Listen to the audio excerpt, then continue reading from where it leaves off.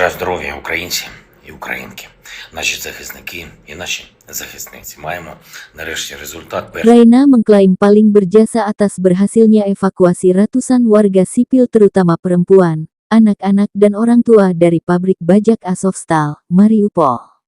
Kami akhirnya mendapatkan hasil pertama dari operasi evakuasi kami dari Azovstal di Mariupol, yang telah kami selenggarakan sejak lama.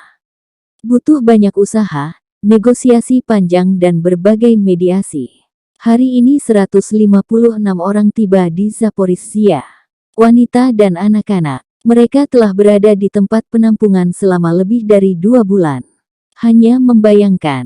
Misalnya, seorang anak berusia 6 bulan, 2 di antaranya berada di bawah tanah, melarikan diri dari bom dan penembakan. Akhirnya, orang-orang ini benar-benar aman. Mereka akan mendapatkan bantuan, kata Presiden Ukraina Volodymyr Zelensky dari media resminya dikutip Tribun Timur Rabu tanggal 4 Mei. Di lain pihak, Rusia mengklaim evakuasi berhasil di Mariupol atas instruksi Presiden Rusia Vladimir Putin.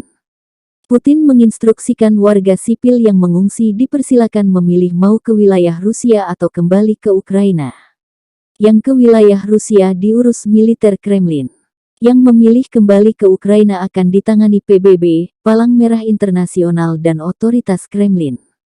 Atas instruksi Presiden Putin, evakuasi di Mariupol berjalan lancar, demikian keterangan resmi militer Rusia dikutip Tribun Timur.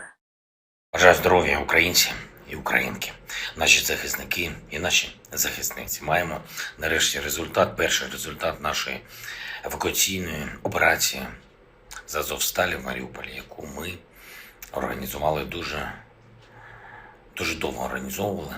Це потребувало багатьох зусиль, довгих переговорів і різного посередництва. Сьогодні до Запоріжжя прибули 156 людей, жінки, діти. Вони були більше 2 місяців у сховищах. Тільки уявіть, наприклад, дитині 6 місяців, 2 з яких під землею, рятуючих від бомб, обстрілів.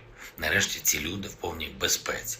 Вони отримують допомогу. Я вдячний усім, від кого залежав порятунок цих людей, хто домовлявся і хто допомагав. Вдячний кожному і кожній, хто забезпечив фізичне переміщення людей гуманітарним коридором. Безумовно, ми продовжимо робити все, щоб дістати з Маріуполя і Азовсталі усіх наших людей. Це складно.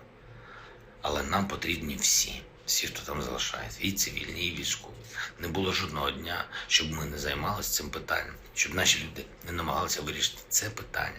Так нам вдалося досягти припинення вогню майже на 3 доби заради того, що гуманітарний коридор запрацював. Зараз російські війська не дотримуються домовленості. Вони продовжують масовані удари по Азовсталі. Вони намагаються штурмувати комплекс. Але мені багато разів говорили, що не вдасться врятувати жодної людини, що це неможливо.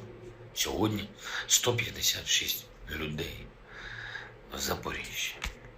Це ще не перемога, але вже результат. Я вірю, що є шанс врятувати інших наших людей.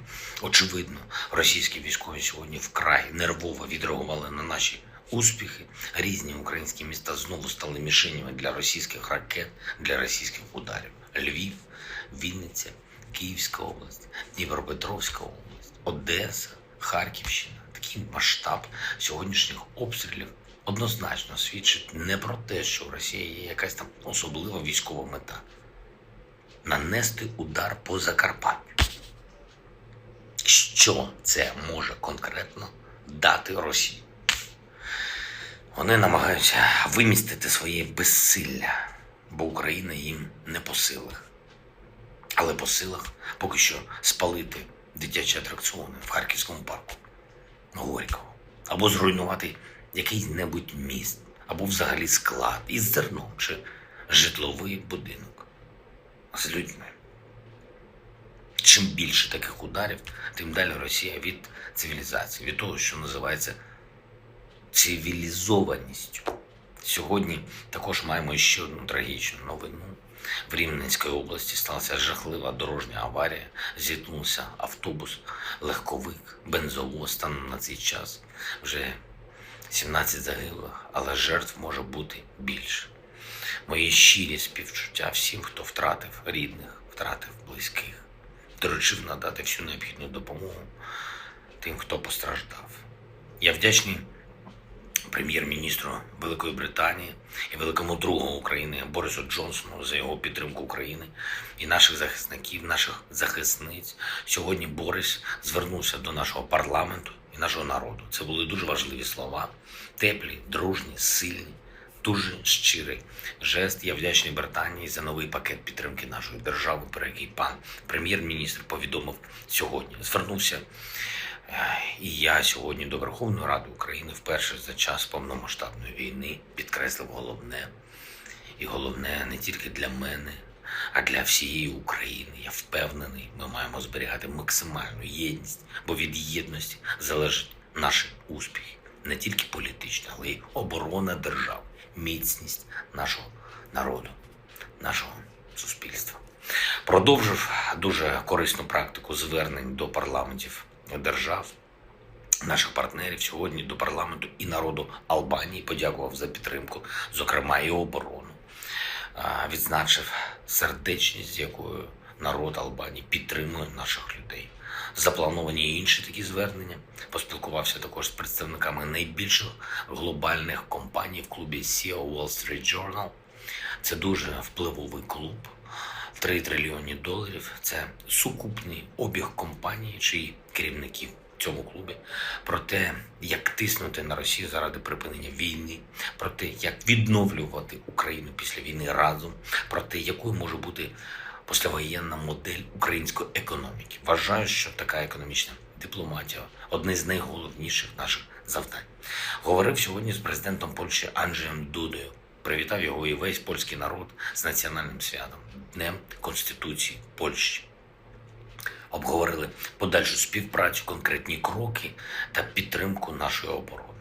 Проінформував про актуальну ситуацію в районах бойових дій, про те, що відбувається в Маріуполі, про евакуацію українців.